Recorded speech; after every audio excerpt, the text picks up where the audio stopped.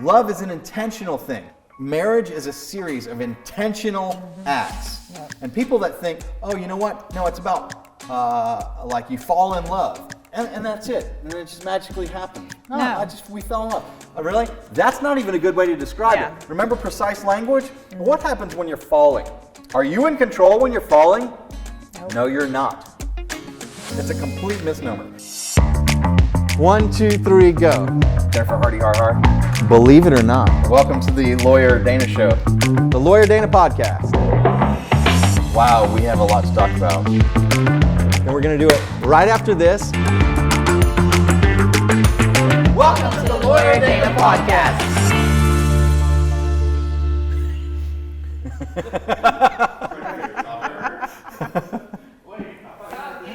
We totally have this totally planned out. Oh, yes. Well, I was kind of looking at this, and I wanted to hear the story behind it. Really? That's one of my lamest stories, but I'll tell you. So I was on the board of directors for Volunteer McKinney, which coordinates volunteer activities for nonprofit organizations that need volunteers. So all the volunteers go to Volunteer McKinney, and they would see all the different people that need volunteers, and they would kind of coordinate volunteers and do all that. And there's this girl named Kara, she's great. Or was it Kara? I think it was Kara. Anyway, but they would put pipe cleaners on the table for the board meetings. And they were that way, if you have if you're OCD, you can sit and do fiddle with the pipe cleaners, and you'll actually pay better attention to the meeting. And it worked. And by the end of the meeting, I would have all these flowers made for all the girls at the meeting. It was and I still probably have a few of them, but yeah, these I've made while the camera guys are setting up. Yeah. And so that's what this, and Brenda just thought it was the best idea ever that we had to have that on the table. And I was like, are you sure we should have these? And they were definitely have the pipe cleaners. I was like, okay, we're having pipe cleaners on the table. Cool. So what were we going to talk about in this episode? We were going to talk about, we ended with the experience of our clients, why that's the Jimi important. Hendrix experience? Oh, yes. The 5-star steakhouse experience? Yes, and how that filtered into the firm. So I'll tell you this. I think, hiring is a good topic. Hiring is my least favorite thing. I hire extremely good high-level executives. I do a terrible job at hiring anybody else that ever works for us. That's why you're great at hiring. Well, hiring it's a technique, you have to. I will say this, when I hired servers, I didn't hire based off what they knew. I hired based off hospitality. At the end of the day, you can teach anybody anything, but I can't teach someone how to smile, how to communicate. If they weren't personable, they weren't getting hired by me. When Brex first got hired, I found this out this week. He was worried that we weren't going to hire him because he didn't have any restaurant experience. Restaurant experience to me is vital in the experience level. You can't learn that in college, or you can't learn that anywhere else except doing it. Right. I remember my first job was at Tony Roma's, and now my next door neighbor was actually he was hired as CEO of Tony Roma's, and it was they hired him to wrap up the company because they were going out, especially COVID wiped them out. I don't think there is anymore, but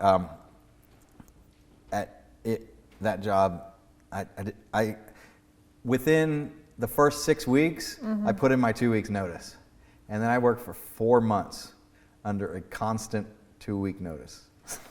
I was there. And at the time, I remember one time my boss was because I was I can't work that day, I have a show. And my boss was in his office, and he's like, look, you need to decide what's more important, your job or your band. And I was like, my band. And based on the look on his face, because to me it was that was it, right? And the look on his face was he was not expecting that. And I watched someone's whole paradigm and mindset change in front of me. Oh yeah, of course.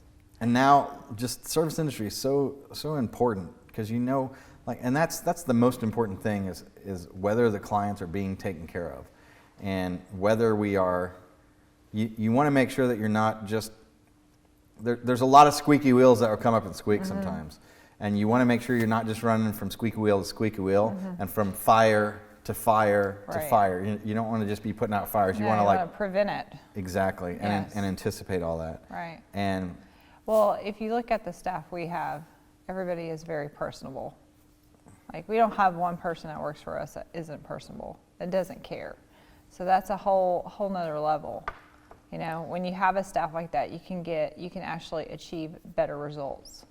As an entrepreneur, this is my best thing as an entrepreneur, is you are so good at hiring now that I don't even view it as my decision. Of course, I guess, being the sole owner of the firm, as I could talk, we could do this whole episode on that mindset. But theoretically, I have a veto. And obviously I am an influencer in it and have input. Like, I guess I get a vote is kind of how I look at it. But otherwise, like, by the time somebody gets to me, I'm looking at it as, do I like this person? And I'm just gonna like be inspiring and let them meet me. And by the way, this podcast, like, this is it. Like, this is them, everybody meeting me. Like, here's who I am. And it's just like me go and see if I like them. I mean, we like to go to a meal. And kind of like share that, and I talk about the three aspects: personal, financial, and professional. And what those are is like personal. If your job or your business, somebody that works for you, like if you as an entrepreneur, if you have people that work for you, it has to work for them professionally, personally, and financially. So financial seems like obvious. Can you afford to live the life that it is that you want to live? And does that plan work out? And we have a financial plan that we have this massive make you rich retirement plan. If you're with us for 20 years, if you're our receptionist, you should be a millionaire from that plan after 20 years. So the financial is obvious. Can you pay for the things in order to live the life that you need and want to live? Then personal. Do you have the time with your family? Do you have the time with your kids? Can you be at the softball games and the football games and the cheerleading practices and the gymnastics things? Or do you have time to spend with your spouse? Do you get to go out on date night? Do you get to go to church or have your activities? You have friends, or are you just completely a slave? You know. And then professional is: do you like the work that you do? Is it rewarding? And so here's some examples to teach you what that does look like. I'll show you what it doesn't look like. Like, here's what's bad. Like, you make tons of money. You get plenty of time with your family, but you go to work and you feel like the lowest of the low. Like you're stealing from people, and or you feel like, there's just something about it. Like you just hate yourself for the job that you do, and it's like you feel miserable. Like, don't do that. Or you're a salesperson, and you're selling a product to somebody that doesn't benefit them, and that you're ripping them off. You're a comment, or like you don't get appreciation if you want appreciation out of your life.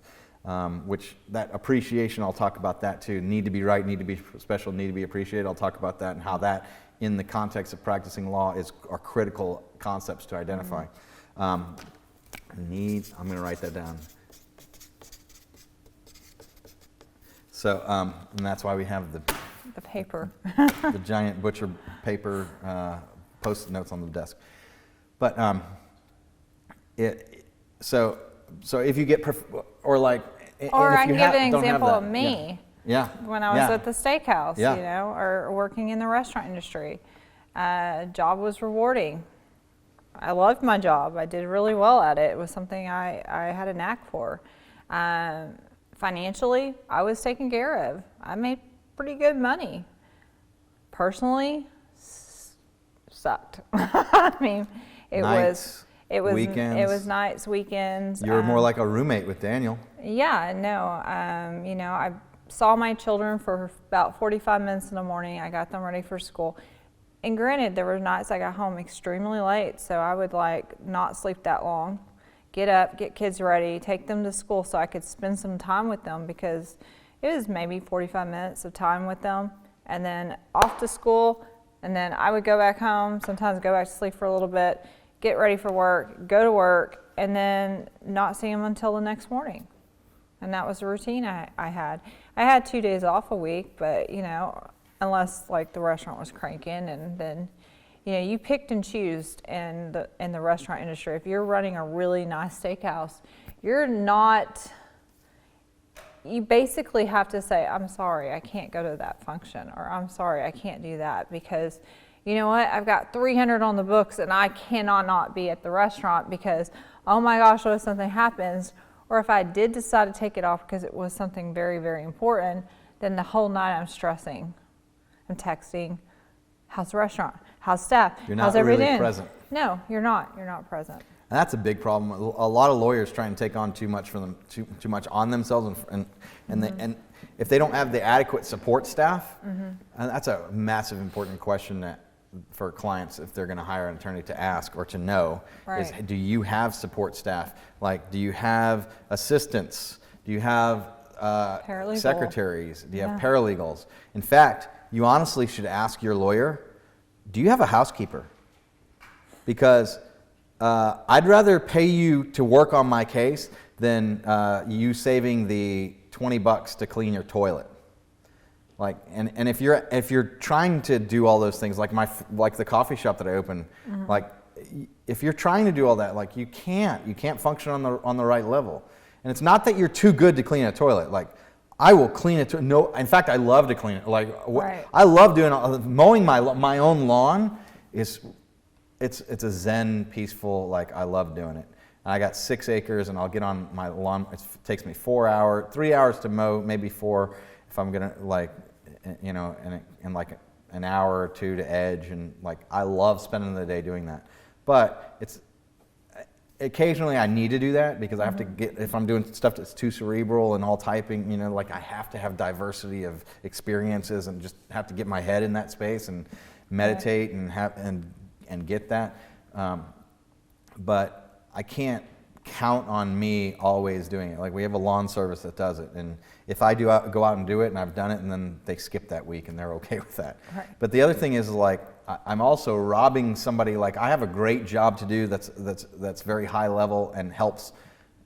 The leverage of the amount of help that a little bit of my time does is so magnificently powerful. Like, little hinges swing these big doors. Right. And if I am robbing my housekeeper of their job, that's not good either.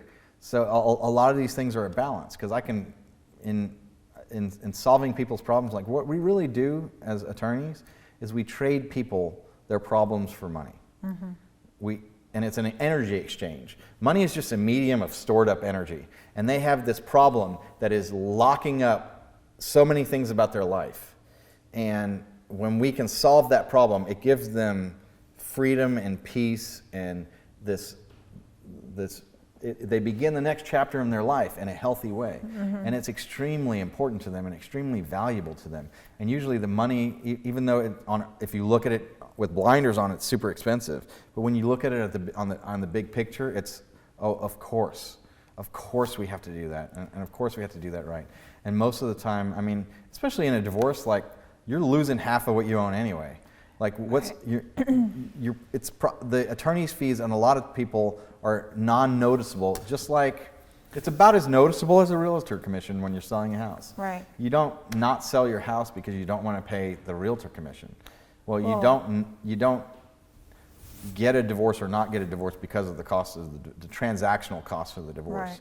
In fact, this will be a good thing for that we can go on to on this episode, which is what actually are the steps of getting a divorce.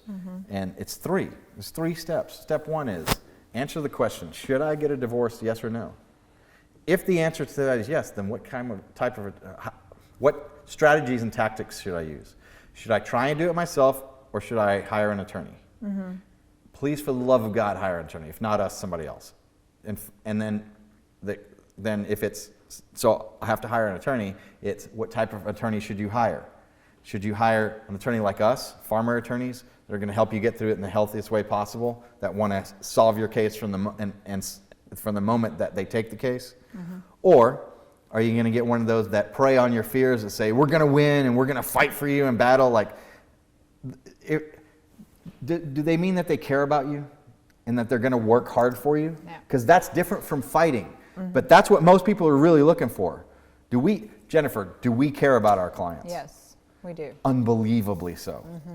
Unbelievably empathetic for our clients and care, and like it keeps us up at nights and we're worried about them. We eat, sleep, and dream about them, and you know, it's everything that your whole life and experience, everything about it to solve their case for them. And you're thinking about them in so many different angles and all of that. And when you're working on like what really is healthy, like I'll tell you what's easier is, oh, just take it, and I'm going to prove you need to be right, you need to be special, you need to be appreciated, and we're going to push those buttons. And it's false psychological manipulation, and it's extremely shallow. And it's extremely juvenile. It's childish. It's not what's really happening. Right. It's foolish.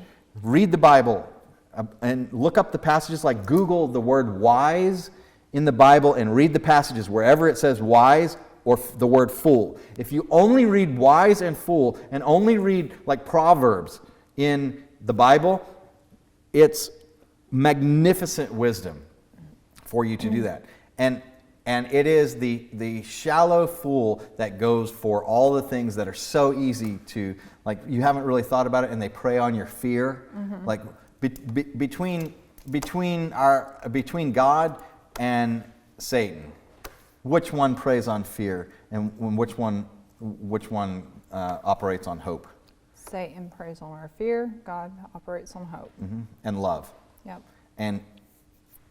And when you look at the big picture and you focus on what's healthy and you focus on making their lives better, it's not, you don't define the other side as the enemy, especially if you have children. Right. And even if you don't have children, even if the reward for marrying you should not be destruction if it doesn't happen to work out. Right.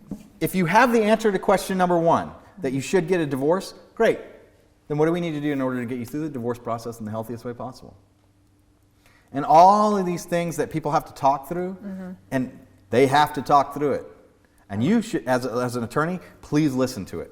Because them telling their story, they happen to be telling you, but they're more telling themselves. And you're just actually encouraging or validating the right tiny parts of that. You're actually making a sale. A sale is something that you don't do to someone. It's something that you do for them. And actually, if you approach life as if everything that happens to you actually happens for you, and you look, how is God using that for me in my life? If you take that level of responsibility and you put aside your need to be right, your need to be validated, your need to be special, your need to be appreciated, and you pursue it that way, and you look at all of these as learning experiences that happen for you, what is the lesson and what is the guidance there, and what is the wisdom from that, all within balance. Like, don't overreact in either way. Right. Like if my wife has anything that we work on, it would be so hilarious. So like, we should set up a camera and set it up. Keep rolling on this because this is my behind the scenes, right? If we should have a camera with Summer watches me say that.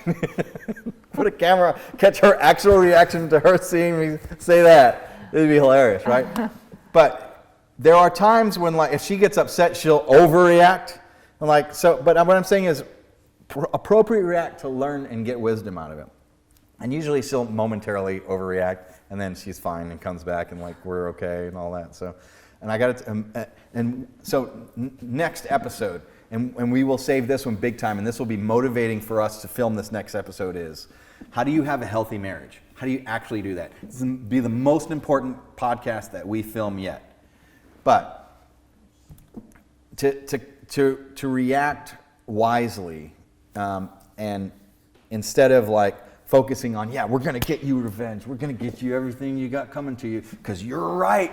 Man, they're a POS on the other side. God, you were totally betrayed. And they push those buttons and validate you. They're pushing you in the wrong direction. They are condemning your soul so that they can make profit. And I fundamentally disagree with that. It's my mission in life to change that. And I have friends that like play into that, and they're like, hey, if you're playing that game, part of you's given up. Come on, there's something better, and you know it. That's why you feel like, I see colleagues that go through that, and they go through these pain, and like they get depressed or become alcoholics or have all these problems. And I'm like, it's because you're not on your meant-to-be path. Right. You may be in the meant-to-be field, but you don't know why you do what you do. And why you do it affects how you do it. We have the same tools available to every other attorney out there, but why we use the tools is different. When we're focusing on what's healthy, you get great results. And there's a lot of attorneys that are out there that are like us, and there's a lot of attorneys that are out there that are the exact opposite of us.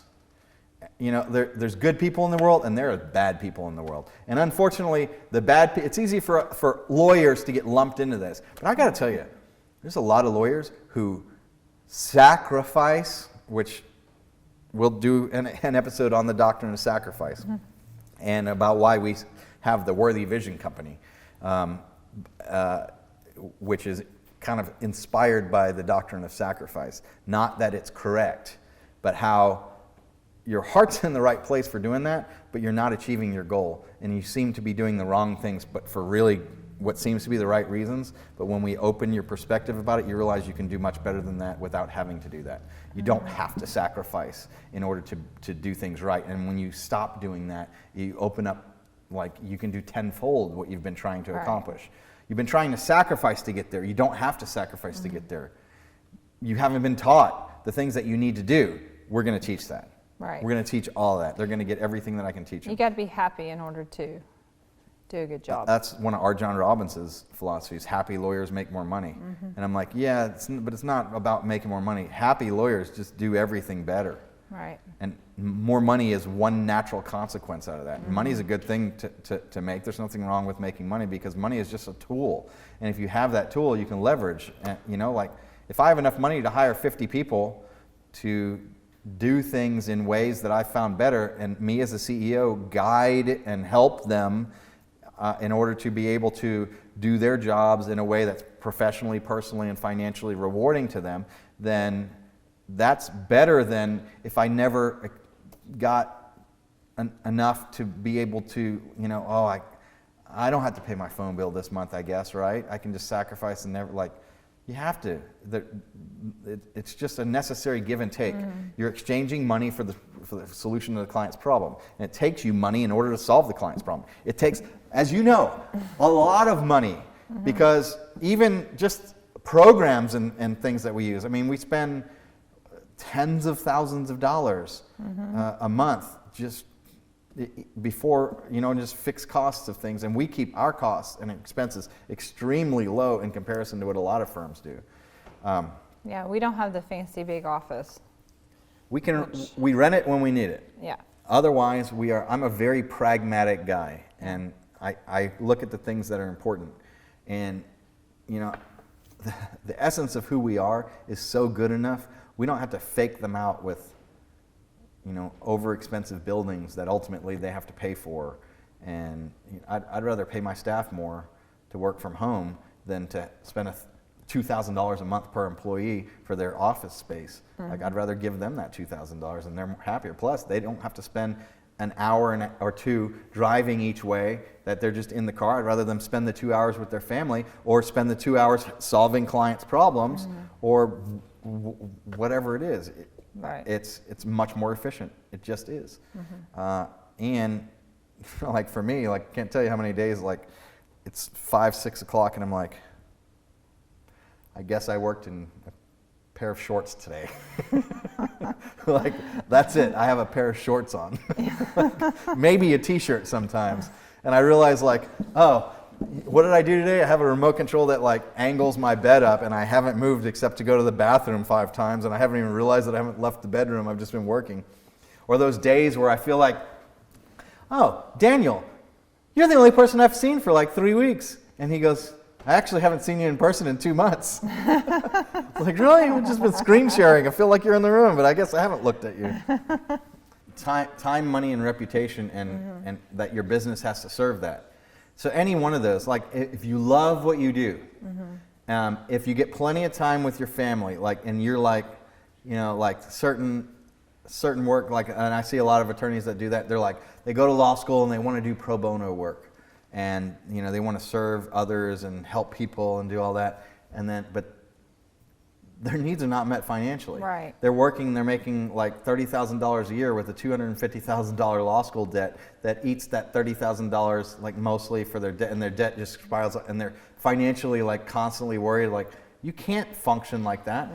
No. The better thing to do would be get very successful and then retire and have passive income from things so you don't have to make money or not, and then do pro bono work if you want. Or even if people are paying you for the work and you're solving problems and making people's lives better, that's rewarding in itself. Like, you can feel professionally rewarded with that. Right. So as an entrepreneur, your business has to serve that for you, and your business has to serve that for everybody that works at your company. If it doesn't, your company is a failure. And that is difficult to do, and it is definitely something that lawyers are not taught. I've spent more money and more time, and certainly much more risk, of millions of dollars worth of risk and experimentation with the Palmer Law Group, which was my real world laboratory of entrepreneurship laboratory of how do you create a business that serves people extremely well. Like, for example, Amazon. Amazon is a great business, and like, I am a good customer of Amazon. I got a giant bag there. I walked in. We probably should have caught footage of me like walking in with my bag of Amazon stuff today.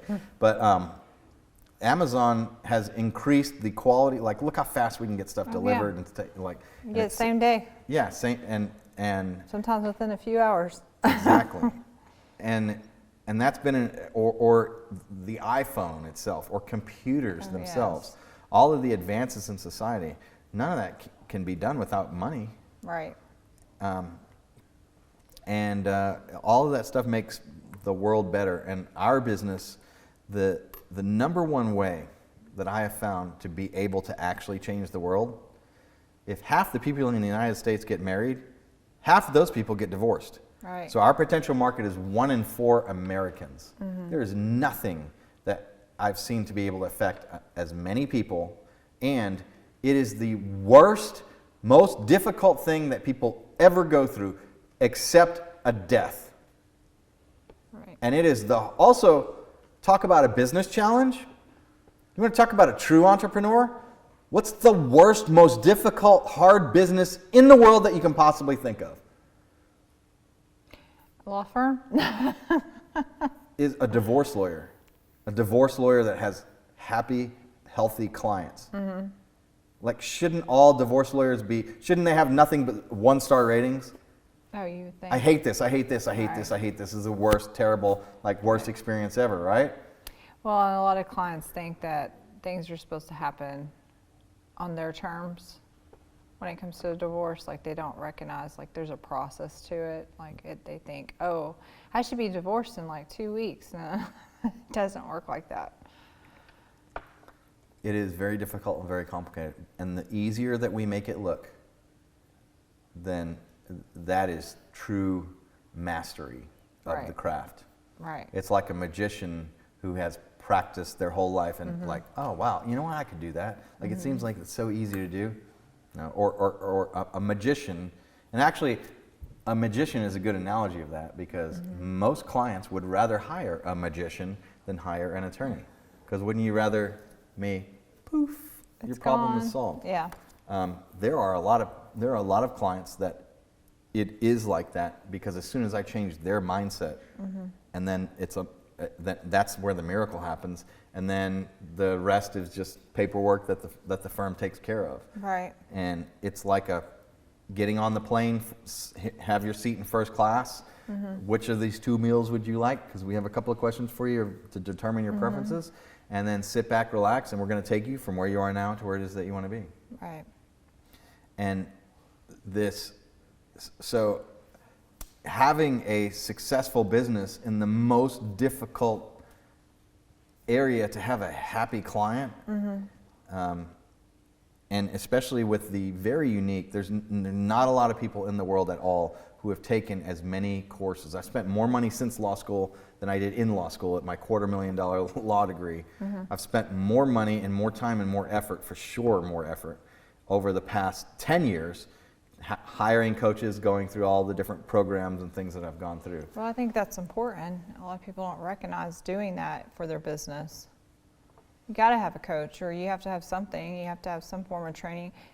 Being a restaurant manager for as many years as I was, I did all kinds of coaching programs through the companies I worked for. They were always bringing somebody in who talked about the Ritz-Carlton way or whoever, and we would learn, those procedures and those systems. And, I always took a little bit from it every single time. How can I implement this? And then what I did as when I came to Bob's was a little bit different. We didn't really do stuff like that. I mean, I worked for Omni too, so Omni did a lot of formal training with us. But the Bob's brand itself, we weren't really doing that kind of stuff. But I would always take things that I learned through past jobs, but then recreate it and refix it into that current restaurant that I was running. And the biggest thing I would do is I would get my staff's input on the business. Because the people that work with you, they know a lot about the business too. Mm-hmm. And they all have insight. Mm-hmm. And just because they're a server doesn't mean that they don't have a lot of intelligence. Yep. A lot of them are going to school or going to college trying to do bigger and better things. So they can bring a lot to the table. And their insight were things that we would implement into the restaurant. And if it worked, great. If it didn't, try something different. And I watch us do that with the law firm all the time. Yeah. Really important. So back to the 3 steps of divorce, right? Mm-hmm. The third step. So first step, should I get a divorce, yes or no? Second step, if so, what strategy should I use? Should I do it myself or hire an attorney? If I should hire an attorney, what type of attorney should I hire? Right. One like us or one that takes advantage of all that other stuff? Right. Third step is do it. Mm-hmm. That's it. And a lot of people on step 1 want to know, like, what does everything look like? Mm-hmm. And they try and do that when they're deciding. And really, I understand that very much because there's a big fear of the unknown, and the subconscious equates familiarity with safety, even if it's not. And so a lot of what we do, like when they do have to go through it, is we help paint them the picture of what good and healthy looks like. But really the decision in step 1 is, should you get a divorce, yes or no? And so we created something called a marriage viability assessment that helps determine whether or not your marriage can work. And I love this about us as a firm. So, like we're the one thing that you do great at is if somebody needs to save their marriage. I only do one thing great. If someone needs to save their marriage, you're telling them that versus taking their money and putting them through divorce. And then, oh my gosh, 2 years later, they realize, oh my gosh, we should have been still together or whatever. Like, you make sure that that does not happen.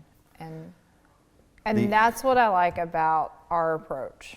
I've had attorneys ask me, why do you do that? Are you kidding? Like, you're blowing a case. And my reply to that is, I have infinity cases. It doesn't matter. When I'm in a consultation, I already have the business process. Well, they're not recognizing this. You save someone's marriage, what do you think they're going to do? They're going to tell everybody. Mm-hmm. I called this attorney, and guess what? He told me to save my marriage. I went to counseling. We saved our marriage. Oh my gosh, he's the greatest thing ever. I'm going to get 10 cases in the future at least from every marriage that I save. What do they not say? 100. One compliment, one complaint, one person, you get a complaint and then they tell 10 people. But a compliment, like that just goes can be extraordinary. And it's the thing that I view what I do as missionary work. Mm-hmm. Because I realized in that original phone call where I came up with soft divorce is that and the reason why Summer didn't like that concept when she first heard it was she was like, did not want me to be a divorce lawyer, and neither did I. Mm-hmm. It was the last thing on earth. I never would have thought. It was like great, the worst thing in life has ever happened to me. Right. I've become the lowest of the low, a divorce lawyer, like hell no. I hate divorce. I wouldn't wish a divorce on anyone. Right. And I realized, but if people like me don't go into this area of law, then when people are hurting and have to face this, who are they left to go to? And so from that moment, it's been missionary work. And that's also what led us to healthymarriage.com, which is the real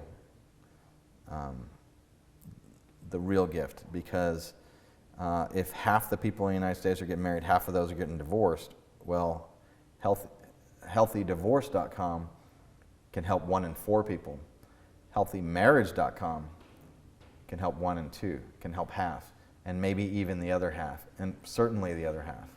Because that, and forgive the wording here, but I had this well before Trump ever announced his candidacy, whether you love him or hate him, is that healthy marriage is designed to make a bad marriage good again, make a good marriage great, and keep a great marriage great. And it's there to support marriage. And that project, in combination with the podcast and what we've got going, that will be the true legacy, because people are not taught how to have a healthy marriage. And Disney's a liar, because they go, oh, and they got married and they lived happily ever after. Right. Bull. Yeah. Say it like Ron White. Bull. We're not cursing, so. Well, it's funny that you said that, because what a lot of people don't recognize is the first year of marriage is one of the toughest years of marriage. Certainly was for ours. Oh yeah, mine too. And a lot of people think, oh yeah, I got married and it should be just this honeymoon. It's not. It's a breeze. No. And you expect it. You have all these expectations. They have all these expectations, and what you don't realize is not the same. Yeah. No. And you're both, and it's shocking. And you're like, what do you mean? Here's what happened with Summer and I, and we went through and found our whys, and it's been so much better since then. And this was where our John's prophecy of, if you don't join my program, you're going to wind up getting a divorce. And here is probably why we didn't. As one of the diagnostic tools that we did, we found our why. And my why is find a better way and then share it with others. And Summer's why is do things the right way, period. And so here's what would happen. Summer's working for me, and she's a paralegal, right? And I'm the attorney. And I would see her doing something, and I would make a suggestion to her. Her subconscious would hear, no, I'm doing things right. And she would then explain to me how she's doing things right. And my subconscious would hear, that's strange. She seems to be resisting me.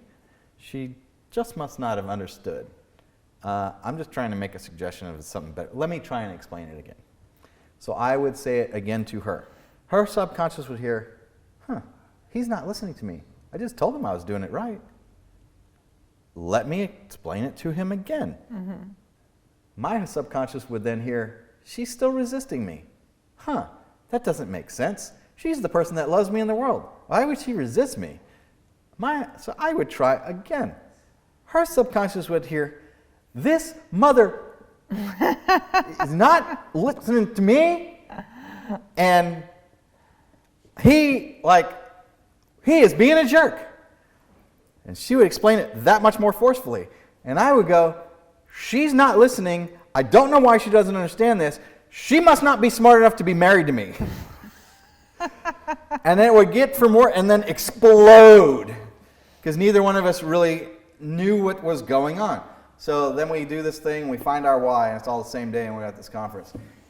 And she goes, oh, I always thought you were telling me I was doing something wrong. And I'm like, Summer, I can't think of a single instance where I ever thought you were doing anything wrong. And she goes, yeah, you were just making a suggestion of a slight better way that I could do something. And I was like, yeah. And she goes, yeah, okay. I was like, oh, okay. And then it was comical how often we recognize each other doing that, and how we had to intentionally do the things to help us understand and become accustomed and used to that, and learn how to work with that. And when I mean intentionally, it's knowing and intentional. Marriage is a series of intentional acts. And people that think, oh, you know what? No, it's about you fall in love. and that's it. And then it just magically happens. No. We fell in love. Really? That's not even a good way to describe it. Remember precise language? Mm-hmm. What happens when you're falling? Are you in control when you're falling? Nope. No, you're not. It's a complete misnomer. It's not what love is. Love is actually a choice. Love is saying, I welcome you, I accept you, and I invite you into my presence, and I invite you to participate and have enjoyment with me, to work on a common thing that will allow us to have enjoyment, and then have the result of the feelings. Mm-hmm. Most people think the feelings come first. That's infatuation. Right. That's fantasy. And that because of that, then you're willing and you're willing to have interaction with that person. Oh, they're willing to have interaction with you. And then it's like this. And then it's so delicate because you don't really understand what's going on. Mm-hmm. Love is an intentional thing. I think the best person that I've ever seen about how they vetted their spouse is Ben Shapiro, who I happened to see some podcasts of him talking about, like, he and his wife, and they had intentional conversations about this. What are your goals? Because marriage it's more important that you have common goals and common values than it is common interests. Summer and I met through eHarmony. Mm-hmm. And eHarmony takes a deep personality test and determines what your values are, and then doesn't introduce you to anybody that's not a good match.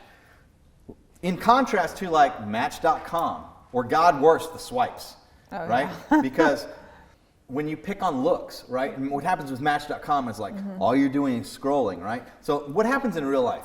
You go to a bar, right? Mm-hmm. And the only thing you know about somebody is how they look. You know what Chris Rock says? That's their representative. That's not them. You got high heels on. You ain't that tall. You got fake hair on. Your hair don't look like that. You got fake eyelashes. Your eyelashes ain't that long, right? So, it's just an image of them, right? Right. And so you have had these previous fantasies and imaginations, right? And you're like, and you've projected out what the future is going to look like, right? And you're hoping, oh, maybe that's them. And you get your hopes up. And there happen to be this personification of that. And so you like roll with that, right? So Match.com, and you know nothing about them. They might be a pure POS, right? Match.com just takes that, like, you ever been in a room with 1,000 people? That's a lot, right? Match.com, whoosh, there's 1,000, 2,000, 3,000. It's more magnified. And then, what do? Oh, that one looks good. That Photoshop 20-year-old ago picture or whatever, like whoever that is. Oh, that's my type. Oh, they might be everything that I've hoped. And then you go, what percentage of match? Oh, they're 34% compatible. I mean, that sounds good, right? What the hell does that mean? Or like, oh, well, this one's 53%. This one's 68%. That's almost 72% compatible. That's good, right? Who knows? And like theirs could be as deep as, you both like football. Like, you both like this. And like, can people even lie about that? Or like, whatever, right? It's not like, so it magnifies the problem. And like, they might be a Satan worshiper, you might be a Christian, or you may have who knows what, and like, it's definitely not going to work. Right. But you can't resist the physical attraction. And they're all everything that you thought of. And you've already talked yourself into being with them before you even know anything about them. The exact wrong way to do it. Finding someone to be married to is about screening out everyone who is wrong for you and choosing your favorite for who is left over. That's the way that we pick a jury. You know, we're actually not picking a jury. Right. We're taking the first 6 or the first 12 that qualify. In line, and otherwise we're excluding them. And when we ask questions, what we are trying to do is see who can't follow the law or who's made a prejudgment. Like, how many of y'all think that my client is definitely guilty because he was accused? You know, Ms. Jones. And Ms. Jones, you know that nothing that I am going to say or that the prosecuting attorney over here is going to say is going to change your deeply held conviction, right? You know and you believe in your heart that since he was accused of this crime, he must be guilty. Yes, thank you, Ms. Jones. Who else feels like Ms. Jones does? And everybody that raises their hand is off. Right. And I didn't. And what did I do? I eliminated everybody who already prejudged my client and is bad for us. So now, by default, whoever winds up being left over, if I've asked enough questions, is hopefully at least a neutral, if not in our favor. And then we get to pick and exclude 3 or 3 or 6, depending on the type of case, depending on jurisdiction and things. You get to exclude certain number of people for whatever reason, except like race and gender. And or you like get a bad feeling, like I don't think that guy was lying to try and get on the jury. Like he's like looking at my client, like gritting their teeth or something. You get indications. Or like for example, like you don't want, or hey, you want the nurse, and the nurse is back here, and you need to eliminate a couple of people up here just so that we get to the nurse, because nurses will try and save people. Certain different type of case, and there's a lot of different things that go into that. But what we're doing is eliminating everybody who's wrong from us, and then whoever's left over is next. Well, that's what an eHarmony does. And Summer and I had not one single common interest at all. And it was role reversal is what you think. Like, I liked going to the symphony and going to music concerts and very musically talented. If you've ever heard Summer sing, it's one of the funniest things that you ever want to hear, because when she sings to the dogs, it's decent. But otherwise, And we went to church at a Church of Christ where there's no instruments, it's just all singing.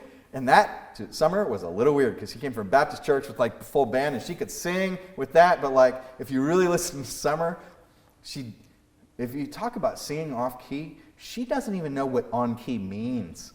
And whether to be able to do it, like never had any musical talent. She was into sports, into volleyball. Like we went to basketball games, which I can enjoy watching a basketball game, but like I don't care who wins. It's an SMU game and I went to SMU, so I guess I like SMU. Oh, SMU won, yay. Right? Yeah. Hey, I'm I know Michael Jordan, Dirk Nowitzki, and you don't know Luka? Larry Bird. What about Luka? Or who? Luka. I don't. Maybe. Is he like a shorter guy? No, he's Mavericks. He's like replaced Dirk. Yeah. Sorry, Mark. Donovan. I'm friends with Brian Cuban, or acquainted with him at least online, or talked to him or whatever. And he wrote a book that I think it's The Ambulance Chaser or something. I haven't read it yet. Oh, okay. But it's on my reading list. I got a lot of books on my reading list. So is that Mark Cuban's like brother? It's Mark's younger brother. Oh, okay. And he's invited me to stuff at the Mavericks and all to into suites and stuff like that. And like, oh man, I'll go eventually. I'm in demand. I got stuff to do. Hey, I am a basketball person. I knew as soon as I told anybody from the firm that, they're going to be like, "What? What are you doing? Yes. What's going?" Yeah, like, it's all the women of your firm. I'm not. I'm not. I never get. I know a lot of celebrities, and I'm not starstruck by really any of them. The only one that was starstruck was when I was waiting tables. I waited on Peter Yarrow and didn't know it until the end. And he was like he was with this like younger woman or something, and they were like kind of like trying to get me to figure out who he was, and I never did the whole time. And he goes.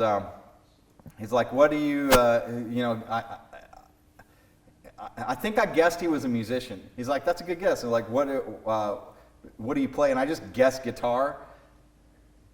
And I was like, okay, he plays guitar. So, and it wasn't until the end, and he goes, come here. And this was the weirdest experience. He takes my head, right? Like his hands come in, he takes my head like this, pulls me in, and goes, Puff the magic dragon lives by the sea.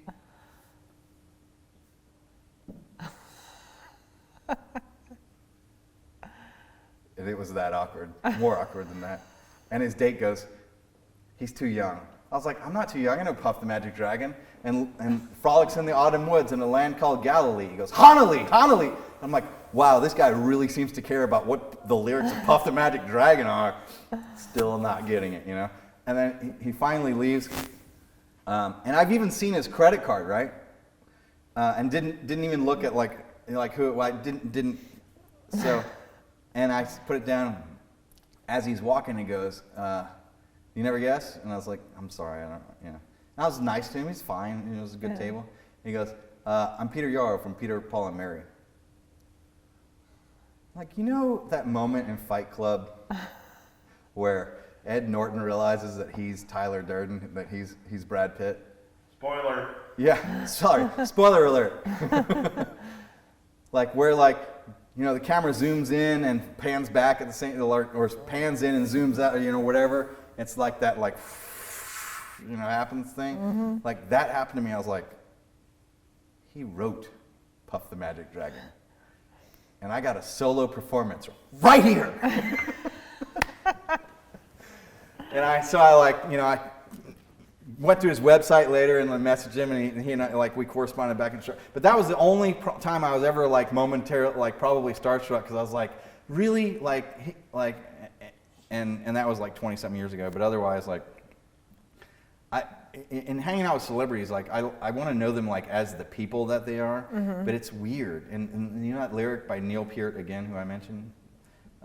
He has a lyric that says, "I can't pretend this stranger is a long-awaited friend," and I get that about them. So I like to like hang back or whatever, and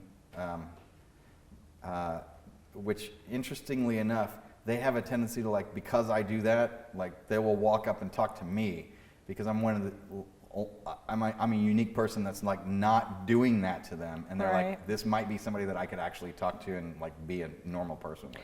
Well, when we come to our next podcast, I can tell you several celebrities I've met through the years.